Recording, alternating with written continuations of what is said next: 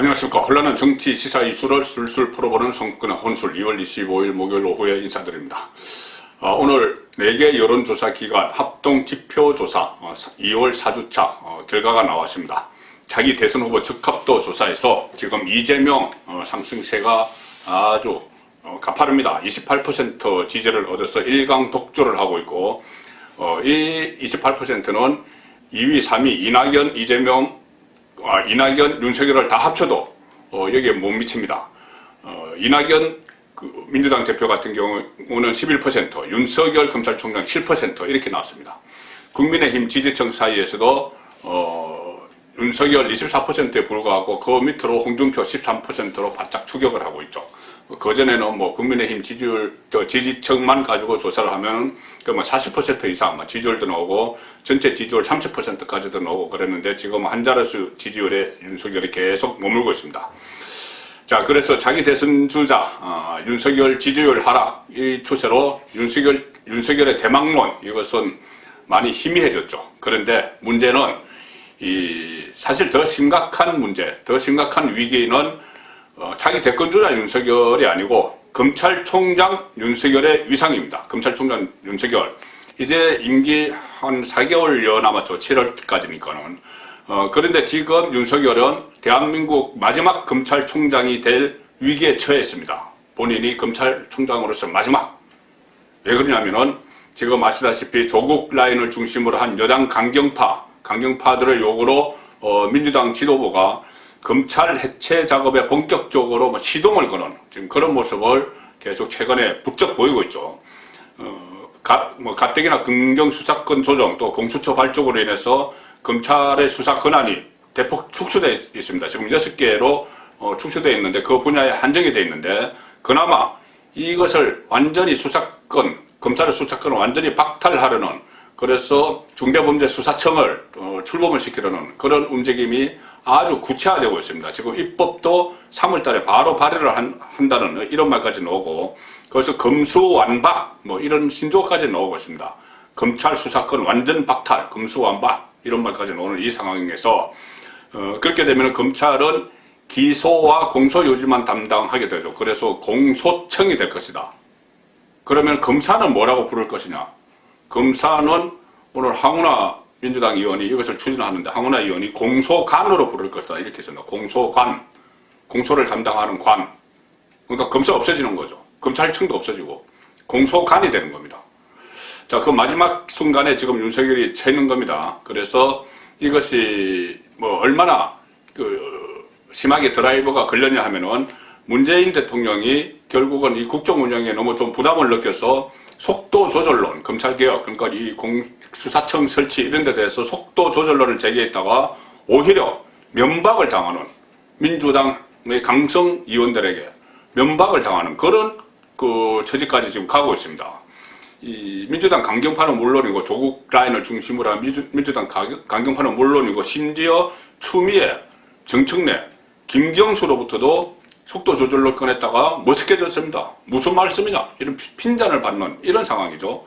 그래서 이 민주당 지도부도 강경파의 뜻에 따라서 이것을 밀어붙인다는 그런 태세인데 아무래도 4월 재보선 서울시장 선거와 부산시장 선거 때 지지층 결집을 위해서라도 3월이면 바로 다음 주부터 시작됩니다. 다음 주부터 시작되는 3월 중에 검찰개혁 시즌2 입법에 나설 태세입니다. 입법. 그러니 검찰을 해체하는 그 입법이죠. 수사청 설치하고 공수처음으로 바꾸고 그리고 공소관을 만들고 자, 이 상황에서 윤석열 입장에서 한번 이 상황을 한번 보면은 윤석열이 그냥 있을 수가 없는 상황이죠.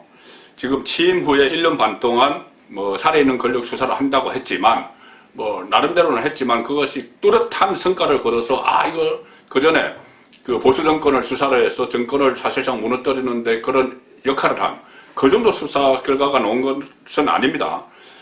조국 사태만 해도 조국은 아직 건들지 못하고 조국은 SNS 활동 계속 하면서 본인 목소리를 내고 있죠.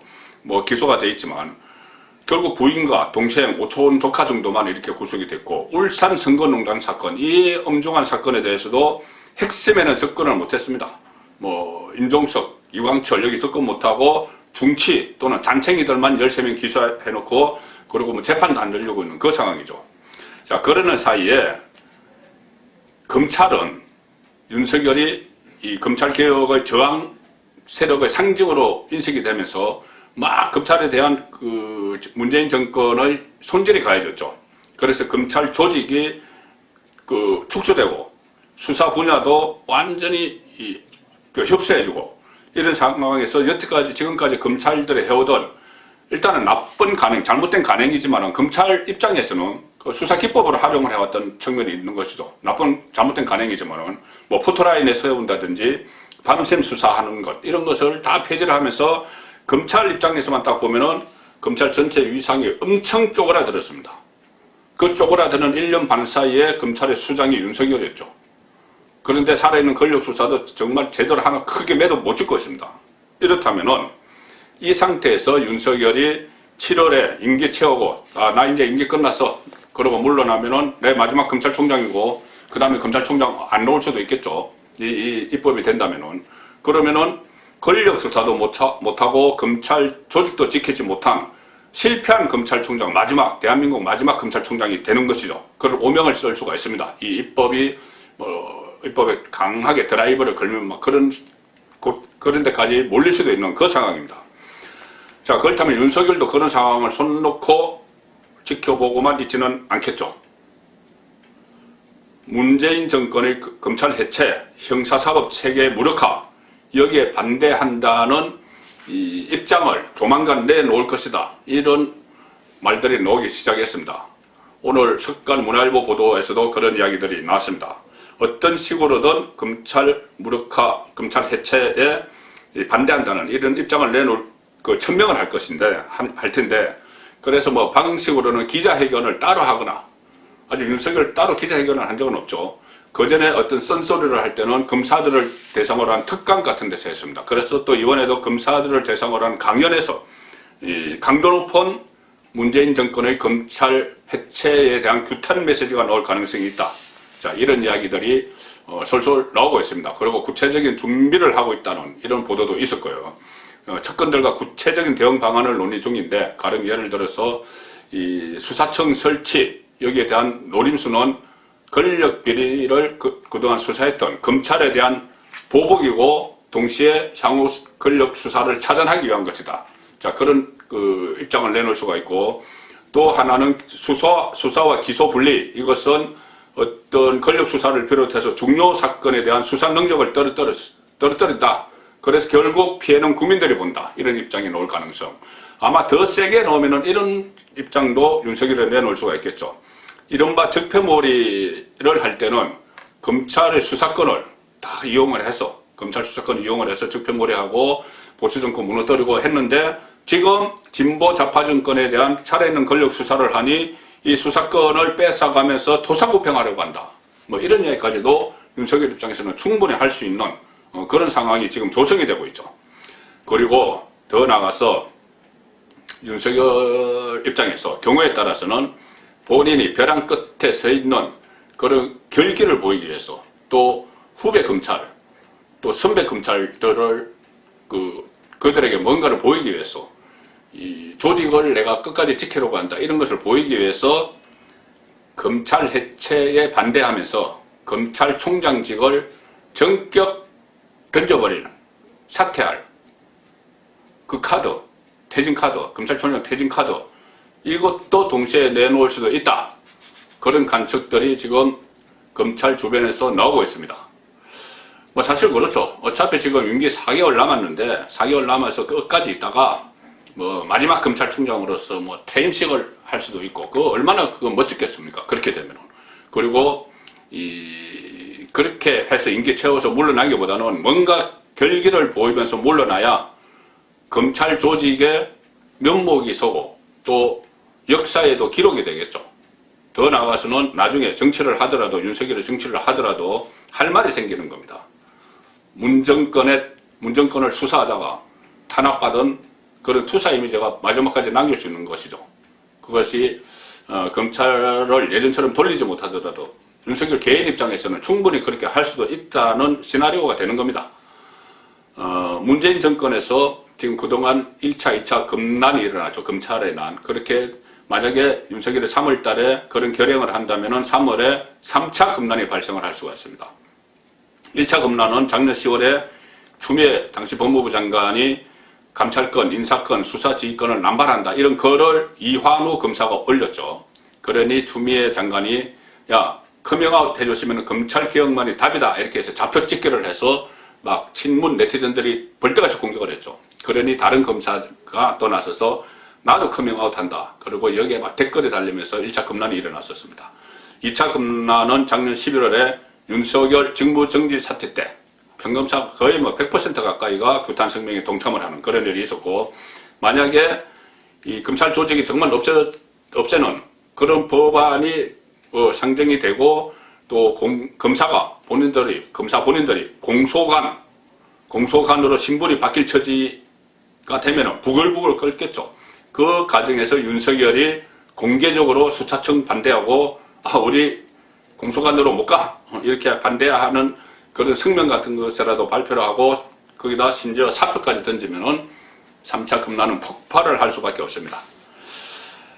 자, 그래서 3월에 검찰이 폭발을 하면 윤석열은 다시 또 존재감이 부각되면서 자기 대권주자 반열에 또 올랐을 수도 있는데, 3월에 윤석열 대란설 이렇게 윤석열이 막 사표까지 던지고 할 수도 있다. 이 나오는 또 다른 이유가 하나 있습니다.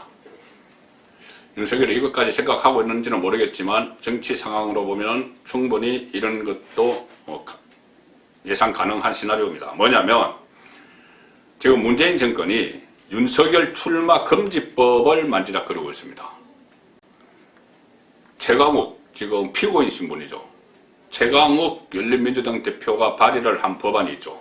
검찰청법과 법원조직법 개정안을 발의를 했는데 검사와 판사가 퇴직한 후에 1년 동안 공직 후보자 출마를 제한하는 법. 다른 공직자는 90일 전에 사퇴를 합니다. 대통령 선거도 그렇고 공직에 나가려면. 그런데 검사와 판사는 1년 동안 못하도록 해야 된다. 왜? 뭐 법의 잣대를 들이대고 막 그렇게 한 특수직이기 때문에. 그렇게 해서 이 법안을 제출을 했죠. 그런데 만약 그 법안이 통과되면 윤석열은 7월에 퇴임을 하면은, 임기를 채우고 7월에 퇴임을 하면은 내년 3월 9일이 대선이니까 1년이 안 되니까 출마를 아예 못하는 겁니다. 그래서 이 법이 통과해도 출마를 하려면은 3월 9일 전에 사퇴해야죠. 너무 좀 뭐 정치적 상상력이라고 생각하실지 모르겠지만 실제 현실이 그렇습니다. 만약에 이 법이 지금 민주당이 다수 의석을 가지고 모든 법안이라도 다 밀어붙이는데 이 법안도 밀어붙일 수가 있죠. 그러면 윤석열이 7월까지 가면은 차기 대선에 못 나오는 거죠. 그런데 또 오늘 이런 자료가 하나 공개가 됐습니다. 국민의힘에서 받은 자료가 공개가 됐는데, 법무부 검찰국에서 이 이른바 윤석열 출마 금지법에 대해서 검토 의견을 냈는데 이렇게 냈습니다. 입법 취지에 공감한다. 법무부 검찰국입니다. 개별 법률에 별도 제한 규정을 두는 것보다는 공직선거법 개정을 통해서 헌법재판관이나 공수처 검사 같은 사법직역 전반을 검토하는 입법 방식이 바람직하다. 자, 아예 입법 방식까지 법무부 검찰국이 상세히 설명을 하고 있습니다. 그러면 민주당 법사위원, 지금 강경파들에 다 포진해 있죠. 거기서 막 밀어붙일 수가 있습니다.